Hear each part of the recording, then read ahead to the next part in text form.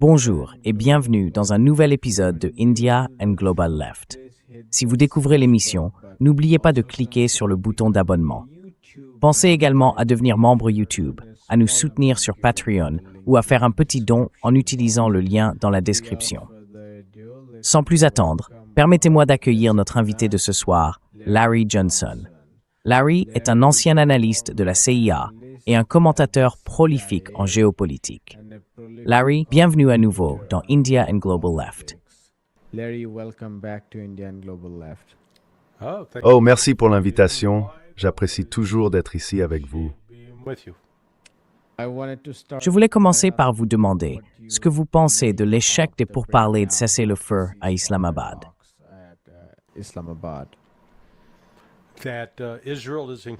Israël contrôle le processus. Et jusqu'à présent, Donald Trump semble incapable de prendre une décision indépendante. L'Iran ne renonce à aucune de ses exigences pour entamer des négociations. La bonne nouvelle pour le moment, c'est qu'au moins le cessez-le-feu convenu, qui a commencé mardi dernier, a duré une semaine. Les premières 24 heures ont presque tout fait échouer à cause des attaques d'Israël au Liban, mais depuis, Israël a réduit ses attaques. Oui, la guerre continue dans le sud du Liban entre Israël et le Hezbollah, mais dans l'ensemble, nous ne voyons pas de bombardements ni d'attaques contre les infrastructures ou les sites civils iraniens.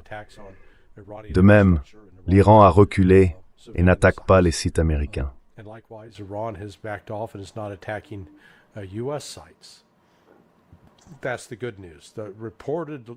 C'est la bonne nouvelle. Apparemment, certains avoirs de l'Iran ont été débloqués. Je n'ai pas de vérification indépendante à ce sujet. Mais ensuite, les États-Unis décident, je cite, d'imposer un blocus et de commencer à tenter de saisir les navires iraniens quittant le golfe Persique ou les navires transportant du pétrole en provenance d'Iran.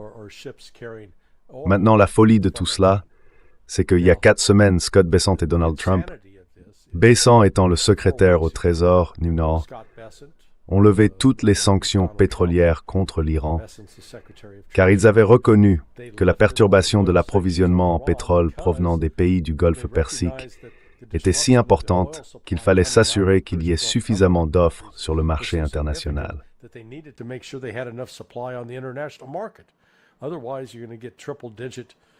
Sinon, vous allez voir les prix du pétrole atteindre les 3 chiffres.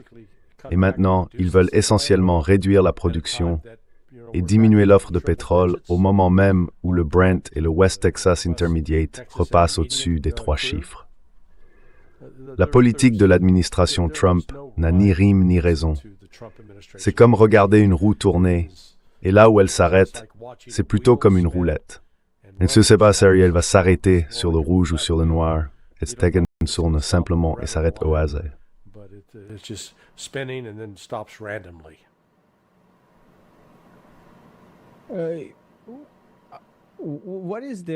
Qu'y a-t-il au-delà du lobby israélien? Penses-tu que l'administration Trump ait elle-même des raisons de continuer à étendre cette guerre?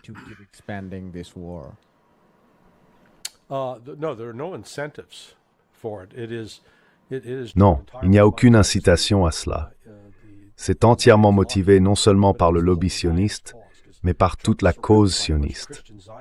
Trump est entouré d'un groupe de sionistes chrétiens. Sa conseillère religieuse, Paula White, c'est une véritable imposture. Mais ils sont convaincus qu'il provoque la fin du monde. La version chrétienne, c'est qu'il y aura une bataille d'Armageddon, les croyants seront enlevés au ciel et tous les méchants seront détruits. Ce n'est pas un avenir très prometteur. La version sioniste juive, c'est qu'il y aura toute cette mort et cette destruction, puis le Messie viendra sauver les Juifs.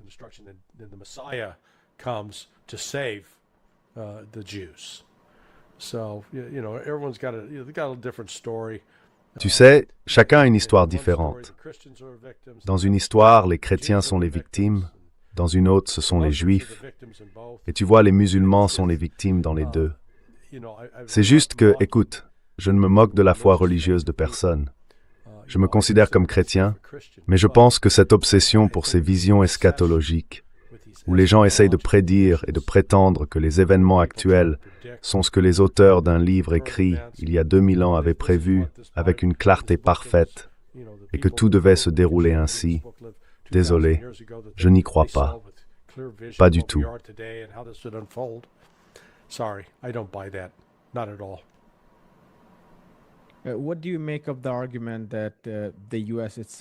Que penses-tu de l'argument selon lequel les États-Unis possèdent tellement de bases dans la région qu'elles sont essentielles à l'existence même de l'Empire américain? À cela s'ajoute la question de l'hégémonie du dollar. Par exemple, sans ces bases, il serait très difficile d'assurer la protection des États du Golfe Persique ou de l'Arabie saoudite. Et sans cette présence, tout le système du pétrodollar, qui ne concerne pas seulement l'achat d'armes militaires, mais aussi la réinjection et le recyclage des excédents dans le marché des actifs libellés en dollars. Eh bien, certains soutiennent que c'est cela qui maintient les États-Unis. There is an argument that says that it is the United States. They also say that Ils affirment également qu'il y a un angle chinois dans cette affaire, compte tenu de la possibilité qu'une monnaie des BRICS voit le jour grâce à la capacité de l'Iran à exporter du pétrole vers les pays des BRICS, avec le soutien de l'ONU et d'autres membres potentiels des BRICS. Et j'y réfléchis à la lumière des nouvelles discussions sur un blocus du détroit d'Ormuz, en particulier des ports iraniens. Car les exportations massives de pétrole iranien vers la Chine n'ont en réalité pas beaucoup ralenti, même pendant la guerre. Alors, est-ce seulement le lobby pro-israélien ou bien l'Empire américain a-t-il lui aussi un intérêt à continuer d'étendre la guerre?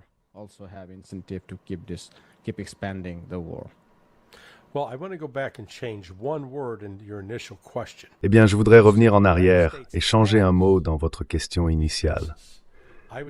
Vous avez dit que les États-Unis ont ces bases. Je changerai cela en avaient ces bases, car l'un des résultats, je pense, inattendus de cette attaque non provoquée des États-Unis contre l'Iran est que l'Iran a très rapidement et efficacement commencé à cibler les bases américaines. Il y en avait au moins 13 réparties aux Émirats arabes unis, au Qatar, à Bahreïn, en Arabie saoudite et au Koweït. Le quartier général de la 5e flotte navale à Bahreïn, c'est fini. Il a été pratiquement anéanti. Ils n'y retourneront pas. Donc cette base, considérez-la comme fermée. Al-Udeid est probablement la prochaine plus grande base.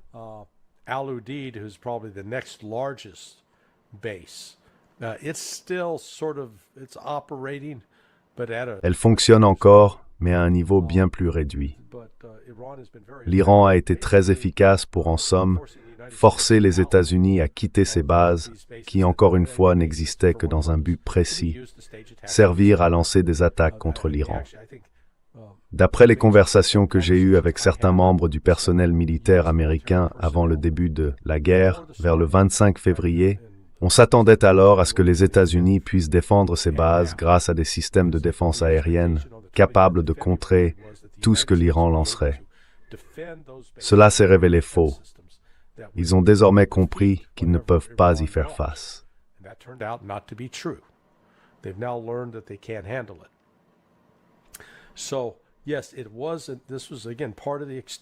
Oui, cela faisait encore partie de l'effort visant à protéger le pétrodollar américain, car toutes les transactions liées au pétrole provenant du Golfe Persique devaient être effectuées en dollars. Jusqu'à la mi-février, l'Iran effectuait encore ses paiements via Dubaï, par l'intermédiaire des centres financiers qui s'y trouvent. Eh bien, cette guerre a complètement bouleversé ce système. Désormais, l'Iran déclare « Si vous voulez acheter notre pétrole, vous le paierez en yuan, et ces transactions financières seront traitées par des banques chinoises à Shanghai. » Ils n'utilisent donc plus le centre financier de Dubaï. À cet égard, Dubaï est devenu sans importance. Le nombre de transactions pétrolières effectuées hors dollar est en forte hausse et non en baisse. Le système lui-même est donc désormais menacé. C'est exact.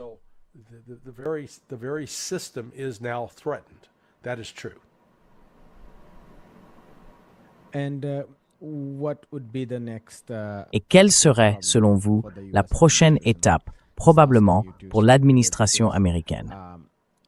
Je vous demande simplement de spéculer, car je pensais ce matin que les gros titres annonceraient de nouveaux bombardements à Téhéran et dans d'autres villes d'Iran, et que l'Iran réagirait. Mais les nouvelles sont restées assez silencieuses, si je puis dire. On parle d'un blocus du détroit d'Ormuz. Trump, bien sûr, a menti sur le nombre de navires qui l'ont traversé. Bloomberg parle de 3 ou 4. Mais quelle est la suite? What next?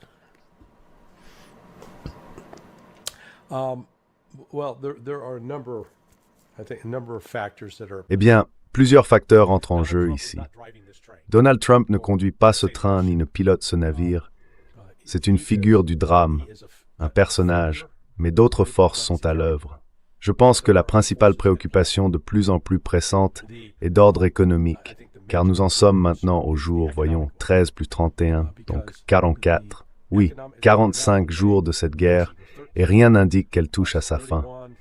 Même si l'on a, disons, une trêve ou un cessez-le-feu qui expirera mardi prochain, dans une semaine, il est probable qu'à ce moment-là, les attaques reprendront. Mais d'ici là, la situation pourrait s'envenimer. Si les États-Unis commencent à tenter d'embarquer sur des navires iraniens et que ces bâtiments américains se trouvent à moins de 200 000 des côtes iraniennes, ils seront attaqués. Et si l'un d'eux est coulé ou détruit, cela aggravera la situation et étendra le conflit. Il reste encore une issue négociée possible, dans laquelle Donald Trump pourrait sauver la face et les États-Unis pourraient proclamer une victoire. Mais cela laisserait aussi l'Iran dans une position bien plus forte. Ce serait le cas si les États-Unis concluaient un accord avec l'Iran qui serait en substance une résurrection du JCPOA. Mais la différence serait que cette fois, il s'agirait d'un accord permanent entre les États-Unis et l'Iran, stipulant que l'Iran ne construirait jamais d'armes nucléaires et que les inspections se poursuivraient indéfiniment. Trump pourrait alors affirmer que, contrairement au JCPOA, qui était limité à 10 ans, celui-ci se prolongerait dans l'avenir et que l'Iran n'y parviendrait jamais.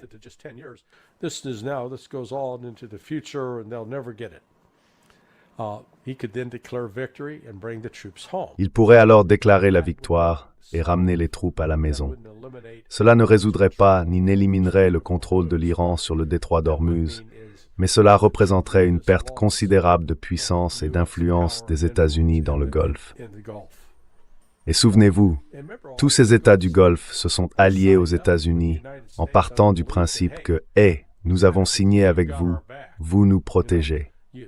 C'est comme engager un garde du corps pour vous défendre.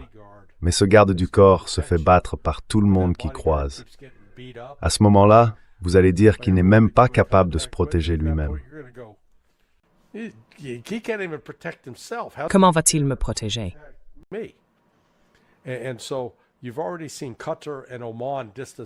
Et donc, vous avez déjà vu le Qatar et Oman prendre leur distance avec les États-Unis et commencer à développer des relations plus étroites avec l'Iran.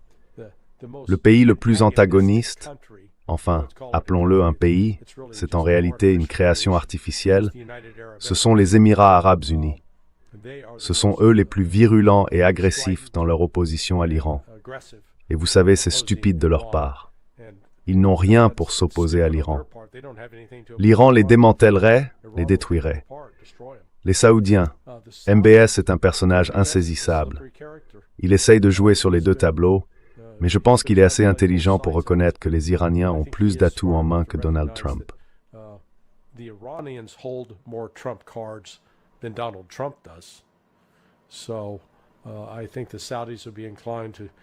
Je pense donc que les Saoudiens seraient enclins à conclure un accord avec l'Iran. Cela laisse le Koweït, qui, à mon avis, se retrouvera de nouveau sous le contrôle de l'Irak. Il s'agit donc en réalité d'une restructuration complète de ce qu'a été le Golfe Persique. Toute la politique américaine à l'égard d'Israël et du Golfe visait à amener les Arabes du Golfe à adhérer aux accords d'Abraham, en reconnaissant l'État d'Israël comme une nation légitime, et à tenter de faire de l'Iran l'ennemi. L'attaque des États-Unis et d'Israël contre l'Iran le 28 février a complètement détruit cette stratégie. Cela pourrait transformer l'Iran en victime suscitante de sympathie. Et à mon avis, l'Iran a su tirer un parti très efficace de cette situation.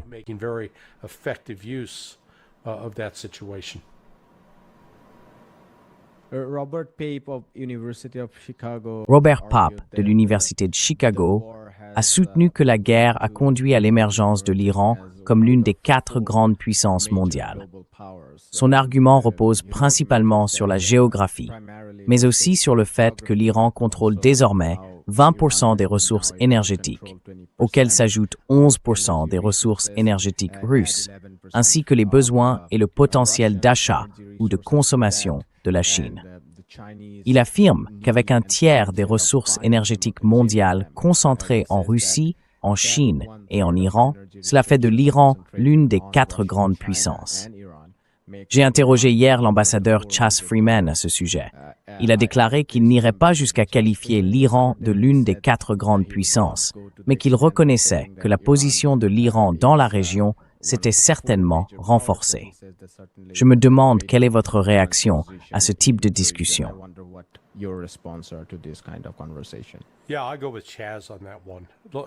Oui, je vais suivre Chas sur ce point. Écoute, il y a cette histoire d'un chien qui poursuit une voiture, et puis il finit par l'attraper et regarde autour de lui en se disant « Et maintenant, je fais quoi ?» Tu vois, c'est comme ça que je le perçois. Je ne pense pas que l'Iran, au départ, ait anticipé qu'il aurait le genre de contrôle ou d'influence sur l'économie mondiale qu'il a fini par obtenir. Peut-être qu'il y avait 1 ou 2 personnes au sein du gouvernement iranien qui s'étaient assises, avaient tout planifié et réfléchi à la question. Mais je ne crois vraiment pas qu'ils aient eu cela comme un plan collectif, du genre « D'accord les gars, voici le plan, on va fermer le détroit. »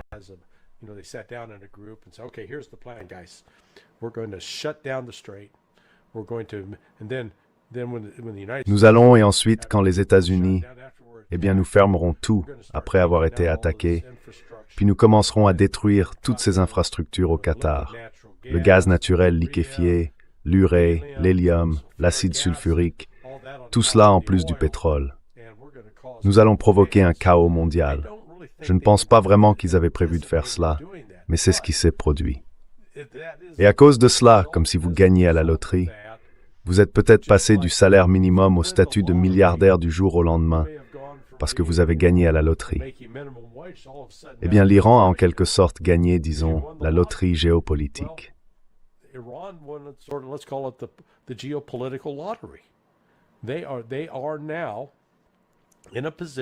Ils sont désormais dans une position où il faut traiter avec eux et les prendre au sérieux, car aucun pays au monde n'a le levier nécessaire pour imposer un changement en Iran.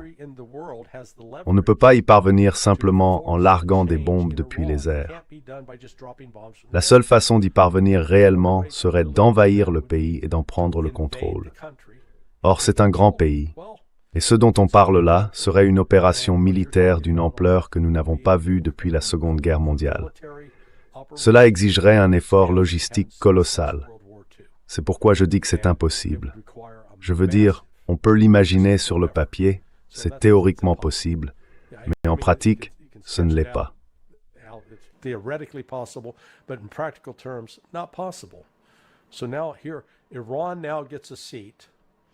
Ainsi, l'Iran obtient désormais une place à la table en raison de sa capacité à contrôler un pourcentage aussi élevé des ressources énergétiques essentielles du monde, et en vertu de sa position dans le Golfe Persique et de son contrôle de l'entrée du Golfe. Ce statut, il l'a en partie acquis grâce à son partenariat avec la Russie et la Chine. Et vous savez, pas par raison de dire que la position géographique de l'Iran, en tant que carrefour à la fois pour les échanges économiques nord-sud avec la Russie et est-ouest avec la Chine, en tant que terminus de la route de la soie reliant la Chine à l'Iran, signifie qu'il jouera un rôle de plus en plus important dans l'économie mondiale à l'avenir.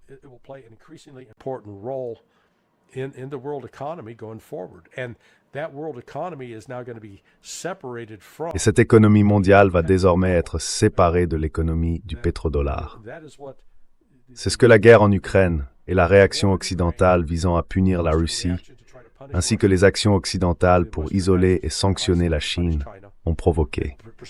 Elles ont convaincu ces deux pays de s'unir et d'accélérer leurs efforts pour développer un système financier alternatif, à savoir les BRICS.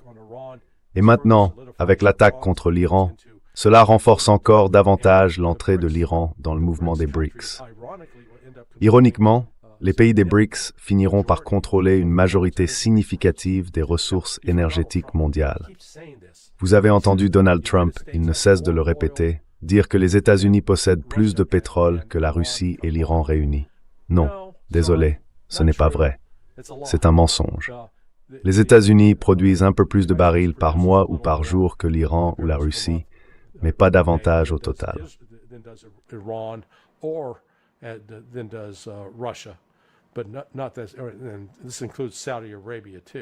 Cela inclut aussi l'Arabie saoudite.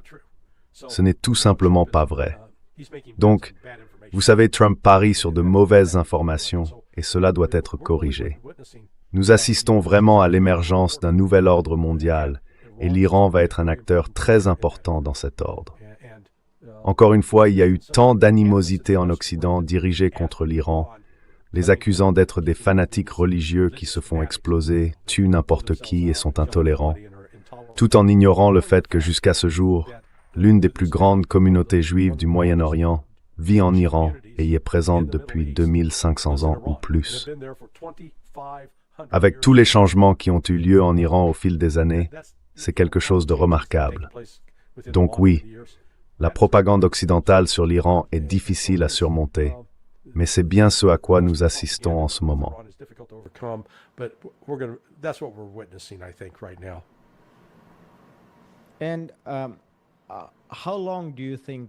Combien de temps penses-tu que cette guerre va durer? Je pense à l'analogie avec l'Ukraine. Je veux dire, les États-Unis et l'Occident ont provoqué autant qu'ils le pouvaient. Ils ont élargi l'OTAN, ils ont intensifié les activités de la CIA, au point que, et bien sûr, ils ont mené une révolution de couleur, ils ont poussé tout le pays vers une guerre civile. Et lorsque la Russie a lancé son opération militaire spéciale, a commencé à prendre du territoire et à démanteler l'armée, il leur a été difficile de trouver une issue, car c'était une défaite humiliante. Alors ils ont simplement continué. Mais la différence, c'est qu'en Ukraine, ils avaient un intermédiaire. Maintenant, les États-Unis participent directement à la guerre.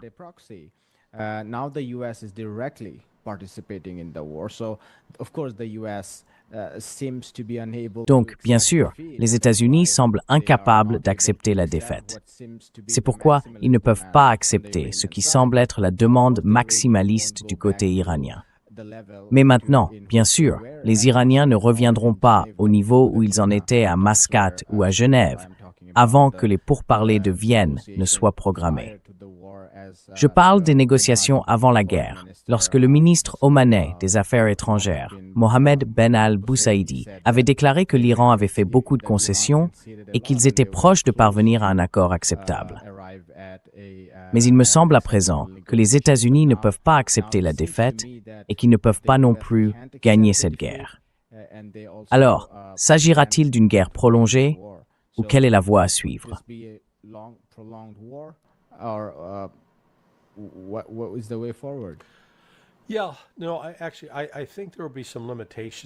Oui, non.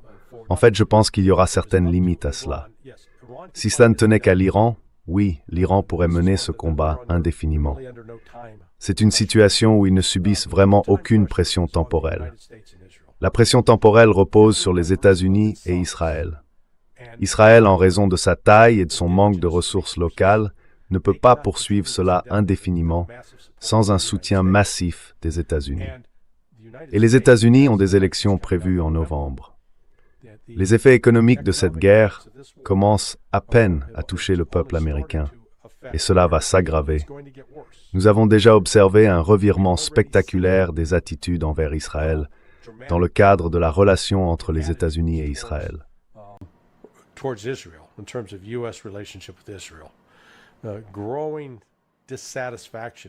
Un mécontentement croissant, un sentiment d'insatisfaction, la perception que les États-Unis ont vendu leur âme aux Israéliens, que la politique est menée au détriment du principe America First et qu'il s'agit plutôt de Israel First. Je pense donc que l'administration Trump serait soumise à une forte pression pour trouver un moyen d'y mettre fin, même si elle doit ravaler sa fierté et se retirer d'ici août. Elle ne veut pas aborder l'élection de novembre, qui, à mon avis, est déjà perdue. Mais elle pourrait encore avoir une chance de se redresser, sauf que les probabilités indiquent qu'elle fera alors face à une inflation plus élevée et à une croissance économique plus faible.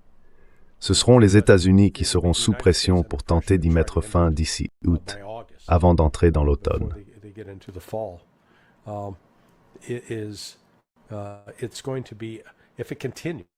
Si cela continue, cela va représenter un énorme fardeau économique pour les États-Unis, car il faut prendre du recul et se demander, d'accord, quel type d'opérations peuvent-ils mener? Ils vont dépendre entièrement des opérations aériennes. Ils ne peuvent pas déployer de troupes au sol. S'ils le font, ces troupes seront tuées et ensuite ils devront empiler les sacs mortuaires. Cela crée évidemment un problème politique. C'est la même chose pour Israël. Israël ne dispose pas de réserves illimitées de bombes et d'armes. Et si les États-Unis décident, il faut réduire, on ne peut pas continuer à vous approvisionner à ce rythme, Israël va se retrouver face à une crise existentielle. Nous avons déjà eu le chef d'état-major des forces de défense israéliennes.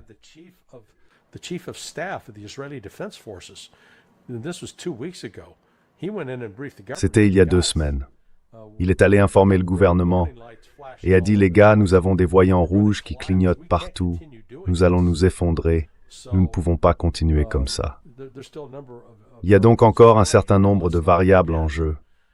Et n'oublions pas, toute l'affaire Jeffrey Epstein n'est pas terminée.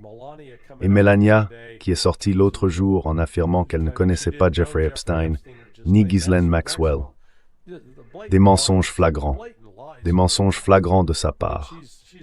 Je veux dire, c'est une femme élégante, mais il faut se demander pourquoi elle a fait cela.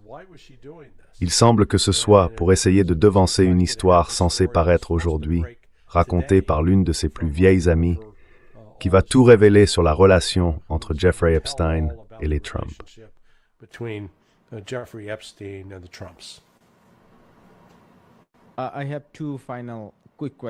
J'ai 2 dernières questions rapides.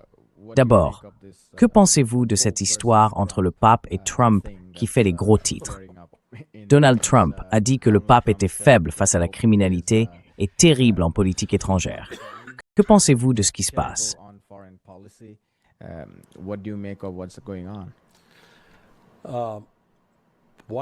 Pourquoi se disputer avec le pape alors que tu sais, Trump est déjà... Eh bien, nous avons eu la partie occidentale, disons le côté catholique de l'Église chrétienne, qui a célébré Pâques il y a 1 semaine, dimanche dernier. Et aux yeux de nombreux chrétiens, comme Tucker Carlson, Donald Trump a profané Pâques ce jour-là en publiant ses messages sociaux ignobles, traitant les Iraniens de bandes d'enfoirés et utilisant le langage le plus obscène. Puis en concluant ce message par louer soit Allah. C'est comme tu vois, et Tucker, je pense, a correctement interprété cela comme Trump se moquant, tu sais, ridiculisant la religion islamique. Et il dit qu'on ne fait tout simplement pas ça. Et je pense que Tucker a tout à fait raison. Et puis hier, dimanche de Pâques orthodoxe, qu'est-ce que Trump fait? A. Il attaque le pape.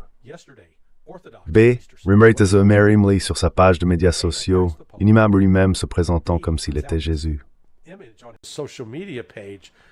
Presenting him like he's Jesus, with everybody looking up at him like he's some angel descended. Vous savez, tout le monde le regarde comme s'il était un ange descendu du ciel, guérissant un homme malade sur un lit. Et c'est Trump lui-même qui a publié ça. Ce n'était pas un membre de son équipe qui l'a fait à sa place. Bien sûr, un collaborateur a clairement dû assembler le tout, mais Trump a dû leur dire « Oui, voilà ce que je veux. Mettons ça ensemble. » Et ensuite, il le diffuse. Je crois vraiment qu'il repense à ces 2 tentatives d'assassinat et qu'il se persuade qu'il est désormais investi par Dieu d'une grande mission pour Israël. C'est ce qui le motive, à mon avis. Donc, en s'en prenant au pape Léon, Trump vient de se créer un nouveau groupe d'ennemis politiques qu'il n'avait pas la veille. C'était tellement inutile, tellement mal avisé. Mais vous savez, ça va avoir un écho, et beaucoup de catholiques que je connais sont furieux à ce sujet. Many Catholics I know are just, they're livid about it. My final question, Trump also said Ma dernière question.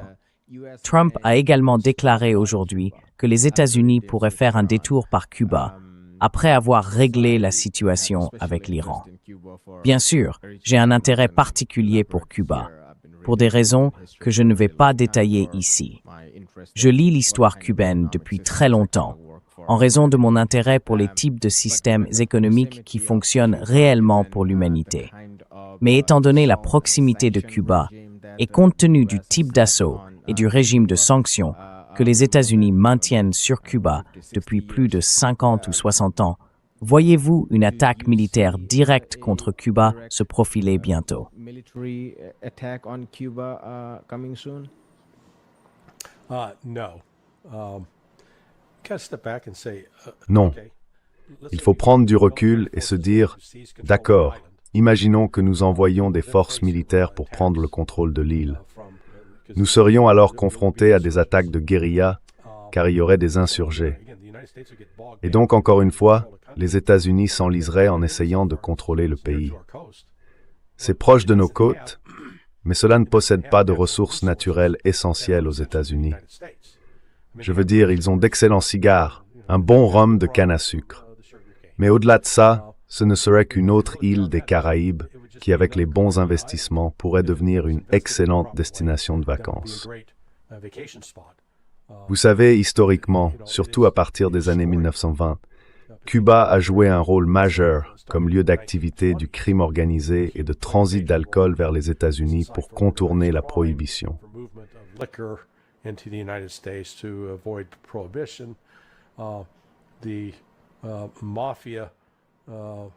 La mafia italienne, mais aussi la mafia juive, a installé ses opérations à Cuba pour les jeux d'argent et autres activités.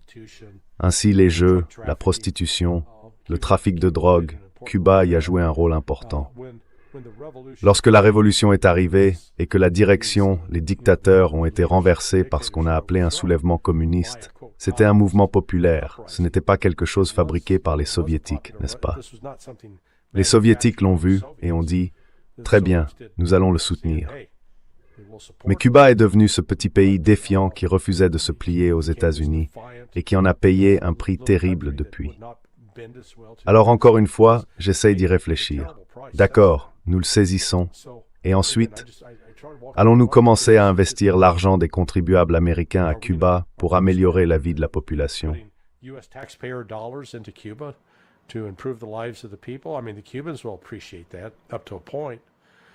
Je veux dire, les Cubains apprécieront cela jusqu'à un certain point. Mais il y aura d'anciens agents du gouvernement qui passeront dans la clandestinité et mèneront une insurrection qui coûtera cher aux États-Unis. Cela placerait les États-Unis dans la position de devoir commencer à tuer des Cubains que nous pensions sauver. Je veux dire, il y a une issue à tout cela. Lever les sanctions contre Cuba, instaurer le libre-échange, et alors tout à coup, le peuple sera libre de décider du type de pays et de gouvernement qu'il souhaite, sans la pression des États-Unis qui se sentent obligés d'en contrôler chaque aspect. Mais tu sais, nous sommes trop têtus pour faire cela. Nous continuons d'insister sur le fait que nous devons tout contrôler.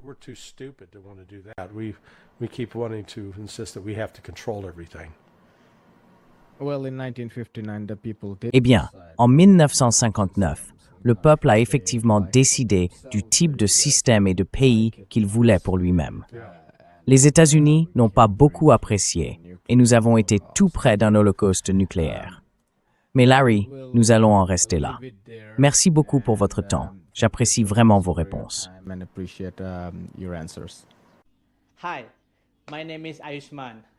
Bonjour, je m'appelle Ayushman. Avec Mudyar Jyotishman, nous avons lancé cette plateforme. Au cours des 2 dernières années, nous avons essayé de créer du contenu pour les forces de gauche et progressistes. Jusqu'à présent, nous avons interviewé des économistes, des historiens, des commentateurs politiques et des militants. Si vous avez apprécié notre contenu et souhaitez que nous construisions une archive pour la gauche, j'ai 2 demandes à vous faire. Veuillez envisager de faire un don à cette cause. Le lien se trouve dans la description ci-dessous. Et si vous ne le pouvez pas, ne vous en faites pas. Vous pouvez toujours aimer et partager nos vidéos avec vos camarades. Enfin, n'oubliez pas d'appuyer sur le bouton d'abonnement. Don't forget to hit the subscribe button.